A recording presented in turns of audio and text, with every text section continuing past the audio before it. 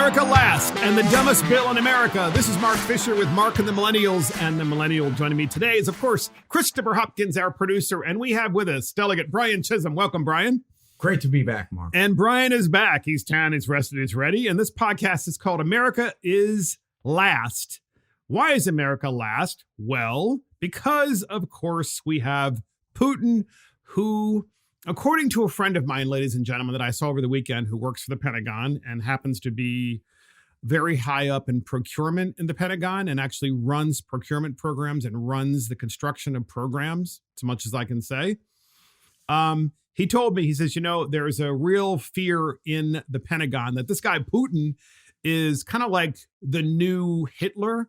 And I know people use that term really loosely, and I'm not using the term loosely. They said he really is wanting to grab back a lot of territory, no matter what it takes, and rebuild the former Soviet Union and the greatness that he thought that they once had.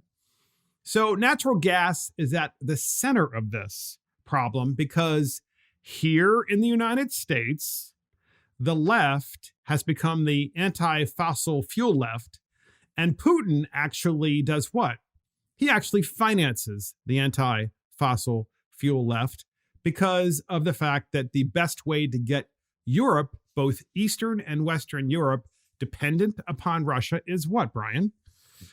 Is to feed them their energy. And that's what he's doing with the pipeline. And we're actually, we are a wealthy state of natural gas and some of these, and we've been shut off here. So all we're doing is empowering Russia by shutting off our own supplies. So now we've gone from an exporter to an importer now.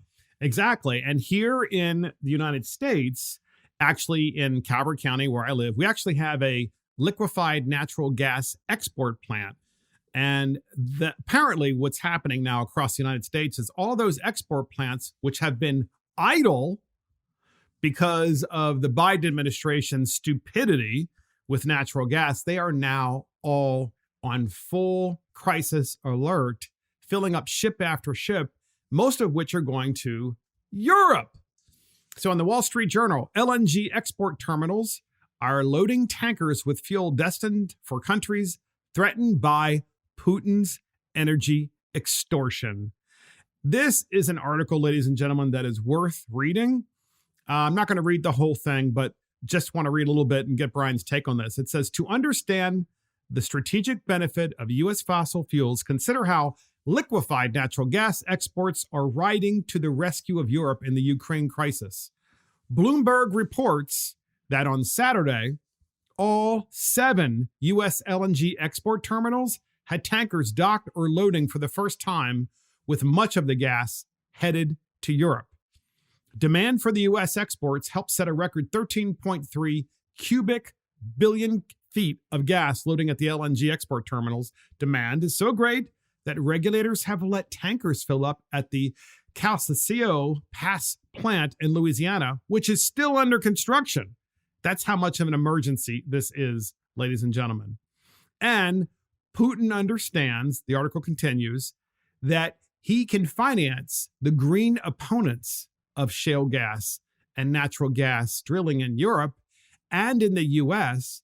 And as a result, the left becomes the stooge of Putin and then shuts down all that energy. So, Brian, here we have a guy who knows how to play the West, the free societies. And the left, of course, is all too happy to go, oh, yeah, we can't have any more of that. And now Putin has all this leverage over Western Europe. And it's the private sector in the LNG business in the United States that is actually coming to the rescue, not Biden. That's right. And he knows how to capitalize on weakness. And if you think about it, fuel it's the food of the economy, correct? So it's almost like if you want to break it down in the human terms, we have one man over there that's feeding everybody. So now he's got all the power. And when people get hungry, you get desperate. And now he's in a position of power where we have to come to the aid of the Europeans, once again, our private sector, but not the Biden administration. He's once again created a problem by starving these people of the fuel and then empowered probably one of the most dangerous people in modern history. Yeah, and then the prices, by the way, in Western Europe, if you think prices of energy have gone up here in America, apparently in Western Europe and Eastern Europe, it's out of control because of Putin. And so most people in the Pentagon say, Russia is a gas can with a huge military. Well, the problem is it's still a gas can. And that's what they use to be able to gain leverage. And that's what they're doing. And so we have this unholy alliance between Putin and, of course, the Chinese, Xi Jinping. And as you guys know, we had the Olympics, and the Olympics are still kind of ongoing. And honestly, between you all, I haven't really watched a lot of the Olympics. I think it's really kind of boring. I do love sports, by the way, but for some reason, the Olympics in Beijing just don't seem very exciting because, there's no Olympic Village really to speak of. So apparently there are jaw-dropping satellite images, which really show you the real China, where you actually have the Winter Olympics being held. And here's the thing. You see this aerial view, and Christopher Hopkins, our producer, will show maybe a picture of this. It shows the mountains, and it shows like the whole terraformed area of the mountains that the Chinese created because they simply do not have natural snow because it's very arid there. So why are the Olympics there then? Why would you waste all that energy, to build the Olympic, snow machines and so forth that you would need? Why not go to a place where you actually have snow? And then there's another picture, podcast listeners. You got to look at this. It has all these power plants next to this freestyle skiing facility. And then there's this incredibly gray and ugly, awful, ugly city that's nearby. It just looks like a gulag. It literally looks like a gulag, Brian. I mean, you look at this and you say to yourself, no wonder the people from the United States and the West are so unhappy to be there. Yeah, it looks like a ghost city. Like they were just put up, and I believe that's what they were. The government were trying to create programs and work for people. So they built these cities, but yet they wouldn't let anybody live in the city. And it's a depressing thing to look at. But yet, it seems like our current president has us going towards the same policies that China has been implementing for years. And this is what you have. You have depression. You have an ugly scene. And the rest of it's just make believe. That's all it is. This Exactly. is a fantasy. It's interesting. Brian and I were talking about this offline before we started, but you go to New York City, right?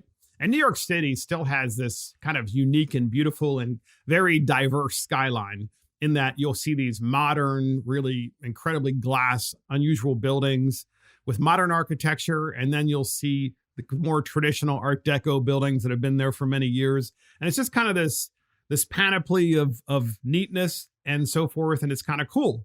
In China, everything is just like this particular city. It's just like this gray city and everything is rectangular with windows. There's no character. There's nothing because it just kind of matches the whole communist gulag look when you see it.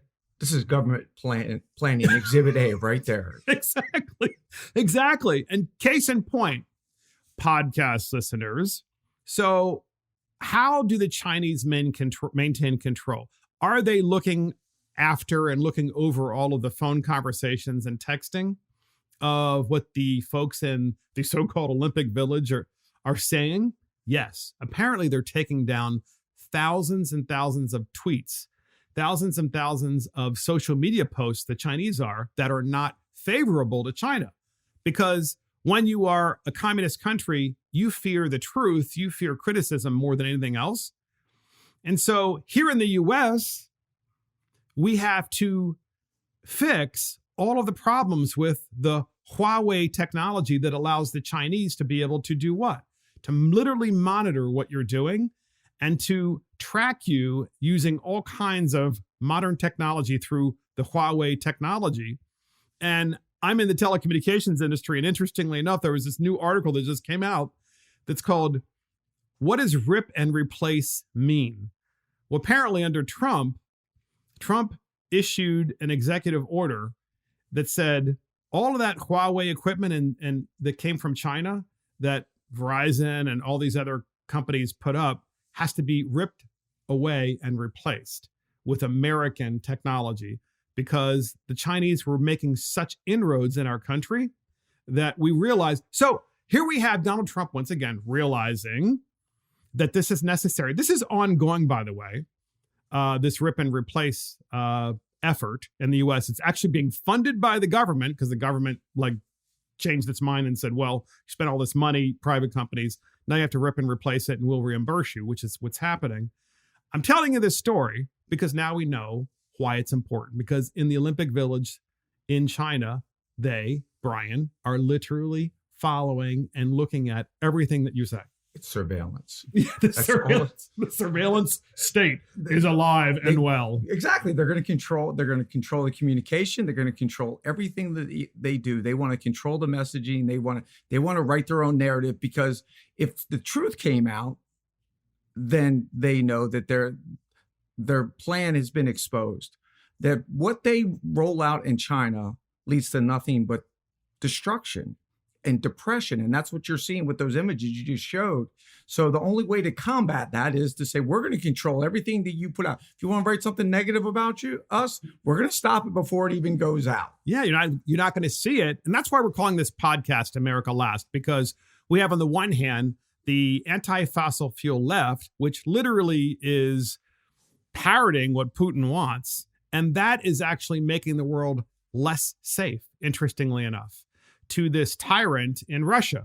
Meanwhile, we have the left that doesn't even understand the fact that we have this technology that could potentially, if we allowed it, allow China to surveil our country. And not that it's not already being done anyway by the big tech companies, but therein lies the problem. We don't want more of it, do we? Well, I think Trump was onto something, and the Chinese probably could have saved themselves some money and just tapped into the Clinton campaign, because they obviously were surveilling the White House and the campaign headquarters.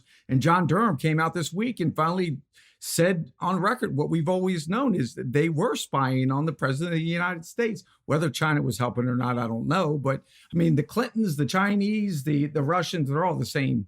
And the Bidens all in the same camp. That's why Hunter Biden got paid so much money to be over there in Ukraine and China. And it's a scary place to be, because, as you know, Mark, if somebody can surveil you, control your message, and expose anything about you, and then manipulate that information, they own you. They own you. That's all it's about. Yes, because then you have to do what? You have to ask for their permission. Say, oh, please, government, can I go tweet this out first? Oh, okay. Well, we're going to review it first and decide. And, but I'm sorry, that's not an official. Well, by the way, that's just like Facebook, right? Misinformation. The fact checkers that are 15 years old at Facebook are checking what you just put, and they said it's not necessarily true. Click here to learn more. I'm like, it's like, yeah. What? I mean, the fact checkers. Go ahead. I'm sorry. Let us tell you what the real truth is. Don't mind the real truth, but let us tell you what we think it is.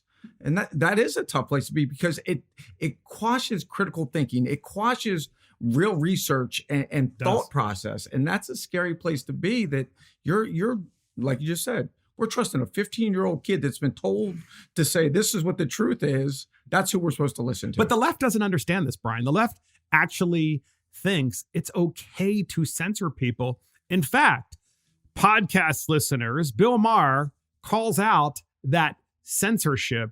He calls out Trudeau, right? Calls out Trudeau in Canada. And here it has in the Daily Caller, quote, according to Bill Maher, now you do sound like Hitler. Bill Maher slams Trudeau for comments on the unvaccinated. By the way, don't get mad at Mark and the Millennials podcast listeners, because Bill Maher is Jewish, and I think he gets a pass for calling someone else Hitler-like. And Trudeau actually sounds like it, because Trudeau used the term unacceptable views, which we're going to talk about in a minute. First up, here is Bill Maher talking about Trudeau. Here it is. I started to read what he said. This is a couple of weeks ago. Or maybe this is September, but he was talking about people who are not vaccinated. He said they don't believe in science. They're often misogynistic, often racist. No, they're not. That was not smart of him at all. Right. He said, but they take up space. And with that, we have to make a choice in terms of a leader as a country.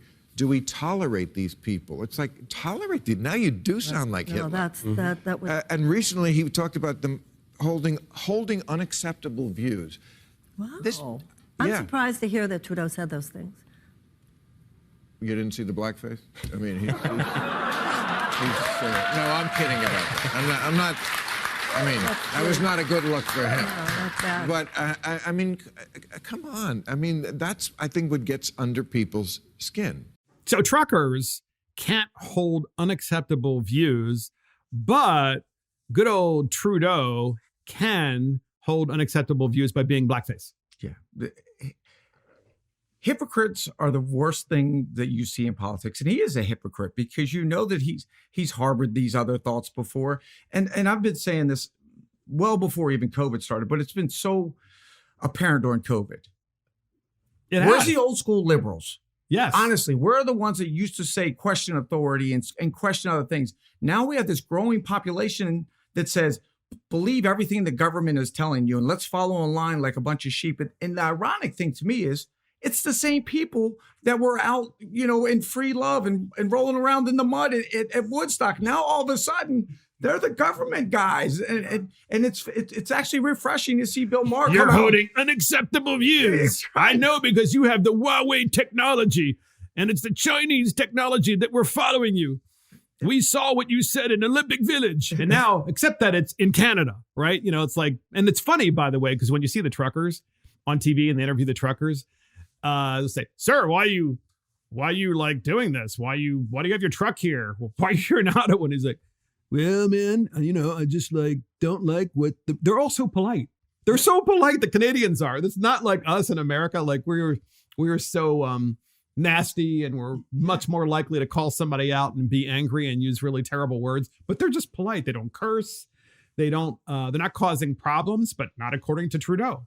Well, Trudeau's one of these guys that he doesn't hate deliveries and he doesn't hate trucking. He hates truckers. And that's the truth. He despises these people. He thinks that they're just a bunch of knuckle-dragging Walmart people. Deplorables. They're deplorables. Thinks they're deplorables. It's literally the same thing that happened in the United States when Trump ran against Hillary Clinton. And that is when she made that one comment which caused her to lose the election. I am convinced. And that comment was, they're just a bunch of deplorables. You can put them all in a bucket and call them a bunch of deplorables. And now he's saying kind of the same thing. The truckers are deplorables because they hold unacceptable views. Right? I mean, it's just, at least that's what it sounds like to me. Listen, if you don't have this Ivy League type of degree, they don't like you. They don't like the blue collar, because you know what the blue collar are? They're independent people.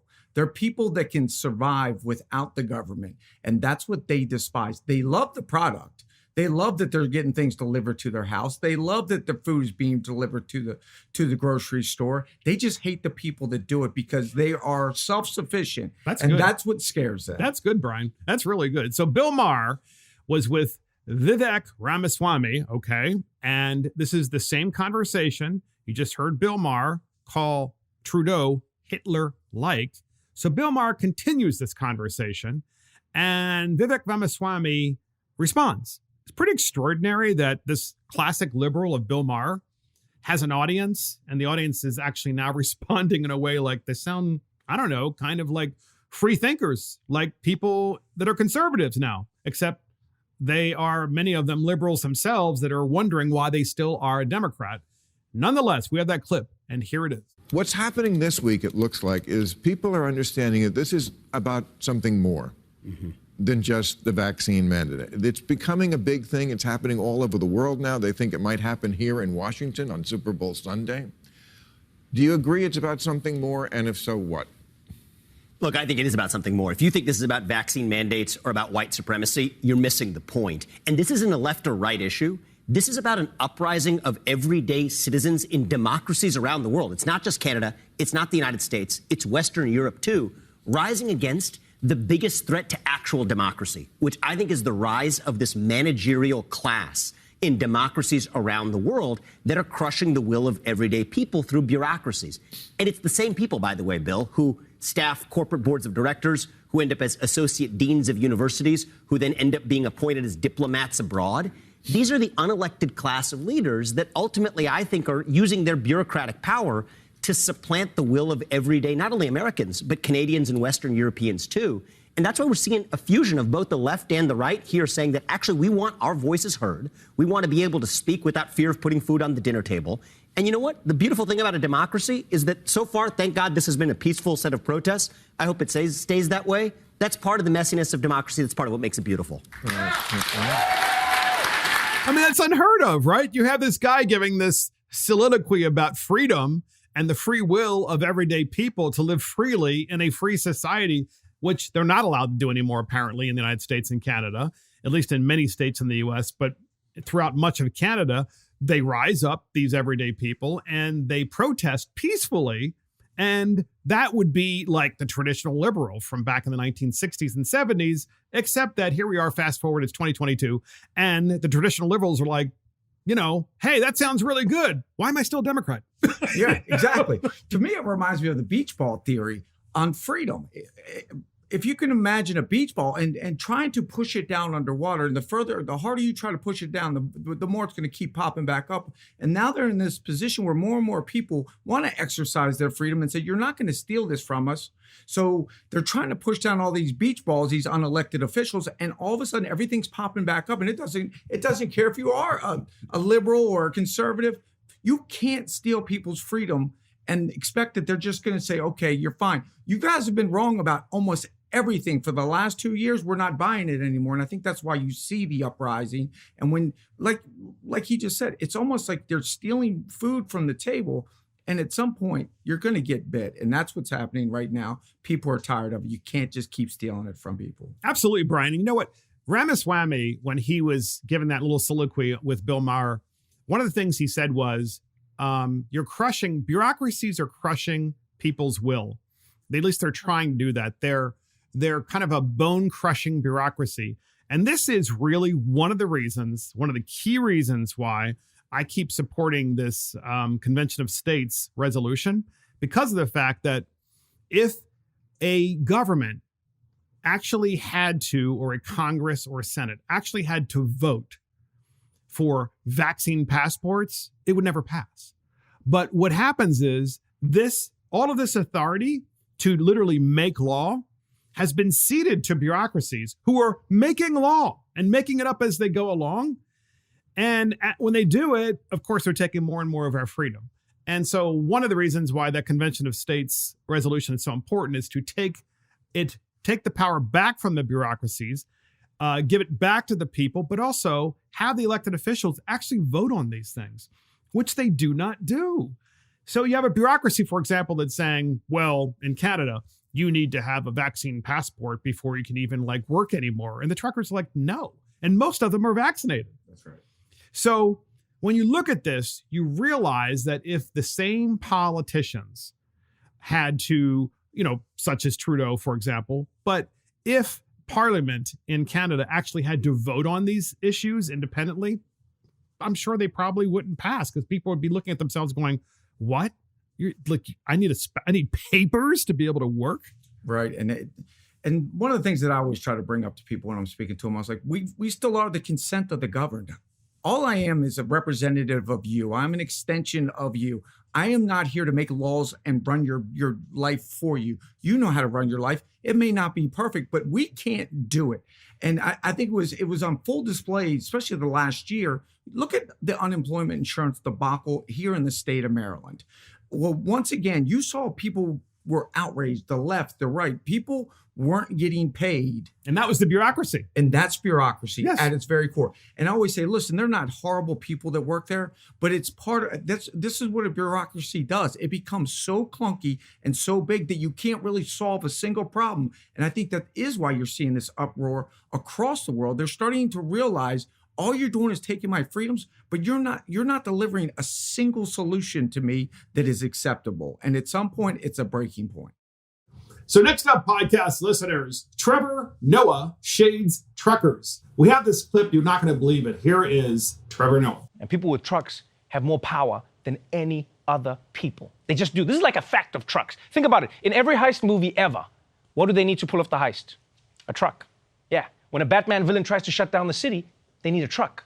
Having trucks just gives you the ability to outmuscle people who don't have trucks. And so even though 90% of Canadian truckers are vaxxed, this small minority is still able to cause big problems. They've essentially shut down downtown Ottawa for 2 weeks now. And if you want to know why these truckers are so fired up, well, they're more than happy to tell you. What is the stuff that you can't do right now as a non-vaccinated person? I live in Quebec, so it's a bit more intense than other places in Canada. But look, I can't go skiing, I can't go to Walmart, I can't go to Canadian Tire, I can't go to Home Depot, I can't go to restaurants, I can't go to bars, I can't go to the gym. And because you're not vaccinated, is there stuff you can't do in Canada now? Yeah, I'm like, well, basically, if you want to compare Canada to anything, it's like Hitler's Germany, and we're like the Jews, eh?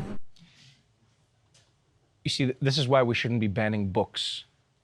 Because now this guy thinks that the Holocaust is when you can't take a shit in a Tim Hortons. Says Trevor Noah, who, of course, wants to ban books and believes in censorship.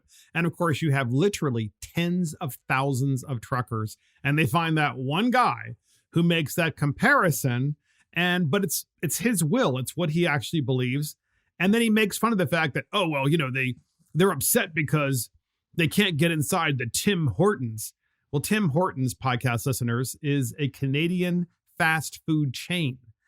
And so you have Trevor Noah making fun of the truckers because Tim Hortons, which is a place where the deplorables go, not Trevor Noah, he has to make fun of them, Brian. I mean, it's so disgusting. And this guy's supposed to be a comedian. Was any of that actually funny? Well, he was up on something. We do have to stop the epidemic of these big semi trucks pulling off all these bank heists. What the heck is he talking about there? You need a big truck for a bank heist. I mean, that's the stupidest statement I've ever heard.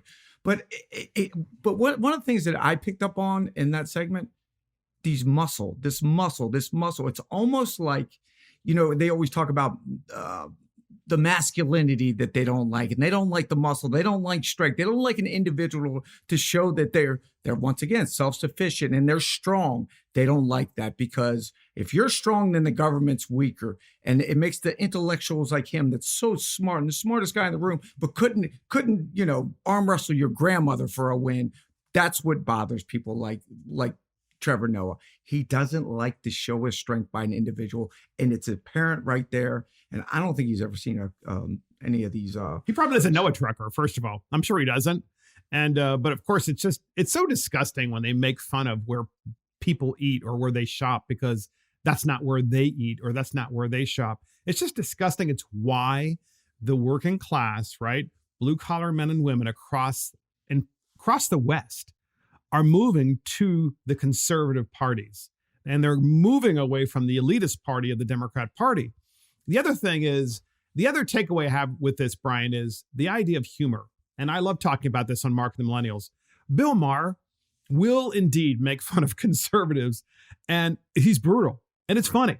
And I laugh. I laugh at what he says, and I laugh at myself. He will also make fun of the left and engage in satire against them. Trevor Noah, oh no, there's no such thing. And so he's so ideological, and he's so blinded by his ideology that he's incapable of really engaging in humor anymore. There's no humor. That's exactly right. Because I think a lot of times his humor is just so mean-spirited that it's just not funny, because there's no exaggeration part of it. There's no truth part of it. It's just mean. He hates you. And sometimes you just can't find anything funny in that type of meanness that he is. It's like, it'll be like Hillary Clinton, during Valentine's Day. I mean, yeah. Is she capable of ever being nice, even on Valentine's Day? I'm sure Trevor Noah's not, but this is my problem with, I think, the modern left. But at the same time, I'm so shocked, Brian, that they don't see how they are alienating so many voters, and they're coming our way. I'm not saying that these voters are going to their registrar of voters and saying, I want to change my party affiliation today. Some are, but many more are just like, you know what? I'm not going to bother to change my party affiliation. I'm just not voting for those people again. I think that's also why you're seeing such a huge groundswell of independents, because they don't like to be singled out and be put into this cancel culture. They know if I put an R in front of my name, automatically somebody's going to call me a They're going to call me a racist or misogynist or a homophobe or whatever. I'm just going to be independent. Maybe they'll leave me alone. But you know that most of those people that are now calling themselves independent really are either conservative minded. They're definitely right of center. They believe in the true traditions of what America was built on opportunity and going out and going to work every day. And that's where you're seeing this huge, I can guarantee you this. There's not many independents that are going to tell you they're Democrats now. and maybe before, maybe a few years ago, they may have done that. More of them may have said, yeah, I'm going to definitely vote for the Democrat. But let's face it, podcast listeners, they are independents. So they might swing left or they might swing right. But generally speaking, right now, I agree with you, Brian. They're looking at the state of things and they're saying to themselves, why am I ever going to even consider voting for a Democrat after what Biden is doing to the economy and Kamala Harris is doing to the economy and the Democrats are doing to the economy? And you compare that economy to the economy just a little over a year ago, the difference, right? It's compare and contrast. Exactly. And I put this on Facebook the other day. I was like, listen, I don't like to brag or talk about my expensive trips, but I just took one this weekend. I went to the grocery store. I went and got gas. I mean, everything is so expensive. Gas is 3 times as much as it was a year ago. It's like a vacation. You go to the gas station, like, well, there goes our vacation, honey. I'm just excited when there's stuff in the grocery store nowadays. I mean, you see empty shelves and it is. You and I just looked at this picture of China and we never thought this would ever happen in the United States. Now, because of the supply chain issues and some of the policies we see in place, we see whole aisles that are basically empty. A country, Brian, that feeds the world, the United States of America, and we can't feed ourselves. That's exactly right. So when you have more dollars for less products, this is what you get. Exactly. So next up, podcast listeners, we have a fun one. It's called the Doubles Dude Luge. Yes. So if you've been watching the Olympics, and I know I haven't, but occasionally I turn it on, and there's this thing called the luge, right? So it's basically a sled, and it's a guy on a sled. Okay, so he goes down this what is it, like a tube almost that's really iced over, and apparently they get going to over 100 miles an hour. Anyway, long story short, somehow years ago they came up with this idea of the doubles luge, and the doubles luge is 2 dudes, one laying on top of another on the same sled. And that's what we're calling this the double douche loop, because there's something really funny about this. We have this clip. I want you to watch this with us. If you're not watching it and you're listening, we're going to describe it to you. Brian and I are. And here we go. Here's the clip. So these 2 gentlemen, Brian, are on top of the sled, and they're going down this, this ramp, and it goes in different directions and all that stuff. It's one dude laying on top of another. They essentially become one person. And my question is, we all play pickup basketball where you show up and you're like, oh, I'll take this guy or take this guy. How do you actually pick a partner for that? You look like you're going to fit right between my crotch here really well. We're gonna throw ourselves down this ice tube at 100 miles an hour, working together as one. So this must have started one day in Austria and Germany when it was really cold, right? And so the one guy was on the sled. He's like, "Hey, mind if I lay on top of you?" And then that probably started the double dude luge. So I'm just wondering, how about luge equity? Will there be trans luge coming up in this, triple luge? What do you think? Triple luge. I'm not sure if the Chinese would go for triple luge. Oh, that's borderline pornographic right there. Well, it's just like I'm watching this on TV, podcast listeners, and we love to joke with Mark and the Millennials, but it's funny. You're watching this, you're just like, this is so stupid. Yeah, whose idea was this? Whose idea was it to make it so that like one guy can't see where you're going, only the guy on top can see where you're going? And how does he steer? Yeah. And what does he hold on to? Well, since it originated in Germany, I'm assuming there was a lot of very heavy beers drank before they decided to try this, because there's no way somebody in their sober mind said, you and I should just get as tight as we can together. And we're gonna exalt ourselves down this frozen tube. And we're gonna put on this really tight outfit now. Yeah. And then you're right here. All right, hand me the beer. Okay, you guys ready? Let's do it. So, I'm watching this and just thinking to myself, it's so dumb. It's kind of like that other one. What is the one where they push that big, stupid looking thing? the other sport in the Olympics. What's that called again? Curling. I mean, equally dumb. Equally dumb. I mean, they don't. You got to heat up the ice in front, and then you got to push it one way or the other.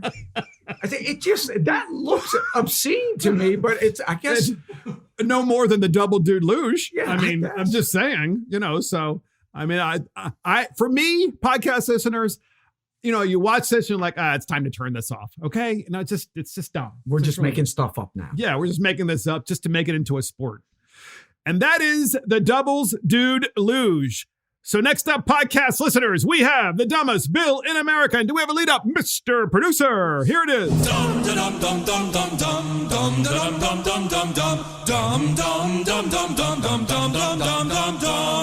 And it's the dumbest bill in America. And it is crack pipe equity. That's right. Crack pipe equity. The Biden administration wants you to be able to have free crack pipes and lip balm. Because, Hunter Biden needs lip balm when he has no teeth. Anyway, which of course you do lose your teeth because they kind of grind down when you smoke crack. At least that's what I'm told. So here's Jen Psaki, podcast listeners, explaining crack pipe equity, or at least she's trying to explain it away. And in politics, when you're explaining, you're losing. We have that clip. And here it is. Go ahead. Thanks, Jen. HHS just put out a statement clarifying around some reports that crack pipes are not going to be part of the safe smoking kits that are funded by the administration.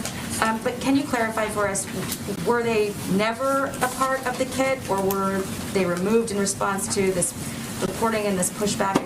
They were never part of the kit. It was inaccurate reporting, and we wanted to put out information to make that clear. What is in the safe smoking kit? A safe smoking kit may contain alcohol swabs, lip balm, other materials to promote hygiene and reduce the transmission of diseases like HIV and hepatitis. I would note that what we're really talking about here is steps that we're taking as a federal government to address the opioid epidemic, which is killing tens of thousands, if not more, Americans every single day, week, month of the year. We put out this statement, though, because there was inaccurate information out there, or I should say HHS put out this statement because there was inaccurate information out there, and we wanted to provide clarification on the allowable uses for the HHS harm reduction program. It's not a change in policy. This program, though, is focused on harm reduction strategies, including prioritizing the use of fentanyl test strips and clean syringes. And all of these harm reduction services that will be supported by these programs are intended to save lives from an epidemic that we know is devastating to communities across the country. So it's a harm reduction program there, Brian. According to Jen Psaki, who was absolutely nervous when she was answering that question, because you can tell she's lying through her teeth. What she's saying is, well, it's lip balm and it's, clean hypodermic needles so you can shoot up heroin whenever you want it, but it's not crack pipes. Okay, it's not. We pulled those back out of the kit. Yeah, my question is, when is Nino Brown and Pookie from New Jack City going to start being the press secretary? I mean, what are we talking about? It's almost like they're so desperate now. They're like, all right, they're not buying any of the COVID vaccine stuff anymore. So let's just hand out free crack pipes. Maybe that'll divert their attention.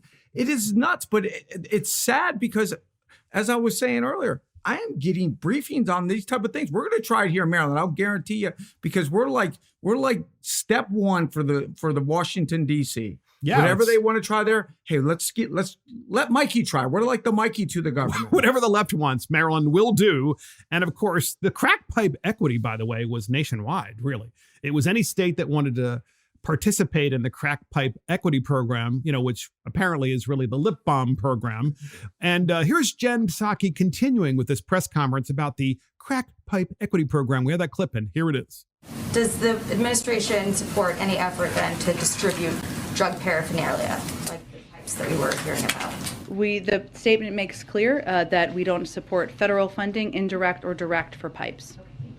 And then on the safe injection sites that the DOJ is evaluating, was this an ask from the White House that they review that policy? Because I know that for years DOJ has opposed efforts to open safe injection sites. It's under litigation, so I can't speak to that. But what I can tell you and reiterate is that the White House is committed, as I would reiterate for you, many Democrats and Republicans, including Senator Cruz, to taking steps to address the opioid crisis. This is not an issue that is inflicting just blue states. It is inflicting millions of Americans across the country, and it is important that we take steps to address it. She's lying, because Senator Cruz would not support safe injection sites, by the way, which is a euphemism, safe injection sites, for giving people free syringes so they can go shoot up heroin, and so that you, the government, can keep them addicted to heroin, rather than say, hey, you might want to stop that, or we're going to arrest you and force you to go into a program that gets you to get off of heroin. But no, instead, the government's going,